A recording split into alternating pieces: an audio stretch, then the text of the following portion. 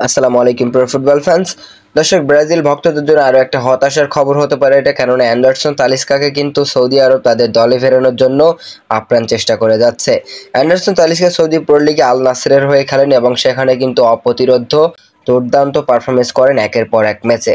কিন্তু ব্রাজিলের coach Dorival junior তাকে আসলে কোনো সুযোগই দিল না, কেননা তিনি সৌদি প্রো লিগে খেলেন দেখেই হয়তোবা তাকে কোনো রকম কল আপ করেননি ডরিভাল জুনিয়র।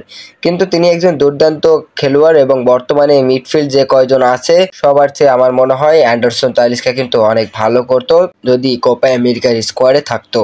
অ্যান্ডারসন তালিস্কার দেখতে দেখতে কিন্তু বয়সটাও বেশ হয়ে গেছে, এখনও কিন্তু তার জাতীয় দলে খেলার সেই স্বপ্নটা পূরণ হয়নি। একের পর এক ম্যাচে ভালো পারফরমেন্স করেও কিন্তু কোনো কোচের আন্ডারে আসতে পারেনি অ্যান্ডারসন তালিস্কা। এজন্য কিন্তু তিনি নিজেই একবার বলেছিলেন, আমার মাঝে মাঝে সন্দেহ হয় যে আমি আসলেই কি ব্রাজিলিয়ান নাকি অন্য কোনো দেশের। তবে অ্যান্ডারসন তালিস্কাকে কিন্তু শেষ পর্যন্ত সৌদি আরব যদি তাদের জাতীয় দলে ফিরিয়ে ফেলে তাহলে কিন্তু অ্যান্ডারসন তালিস্কা সৌদি আরবের হয়েই খেলবেন এরকমটা জানা গিয়েছে।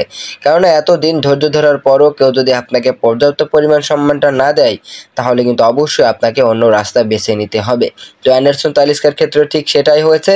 অনেকদিন যাবৎ কিন্তু অনেক ক্লাবের হয়ে কিন্তু পারফরমেন্স করে যাচ্ছেন, কিন্তু অ্যান্ডারসন তালিস্কাকে কোনোভাবেই কিন্তু ব্রাজিলের স্কোয়াডে ডাকা হয় না। তো সেক্ষেত্রে অ্যান্ডারসন তালিস্কা যদি এবার সৌদি আরবের ফুটবলে যোগ দেন তাহলে অবাক হওয়ার বা হতাশ হওয়ার কিছু নেই, কেননা এটাই ব্রাজিলের প্রাপ্য ছিল। কেননা ব্রাজিল ফুটবল ফেডারেশন তারা কিন্তু অ্যান্ডারসন তালিস্কাকে কোনো রকমই সুযোগ দেয়নি এবং অ্যান্ডারসন তালিস্কাকে তারা আগামীতে সুযোগ দেবে কিনা সেই বিষয়েও কোনো কথা বলেনি। তাই আমার মতে অ্যান্ডারসন তালিস্কার অবশ্যই উচিত সৌদি আরব যে অফারটা তাকে দিয়েছে সেই অফারটা গ্রহণ করা।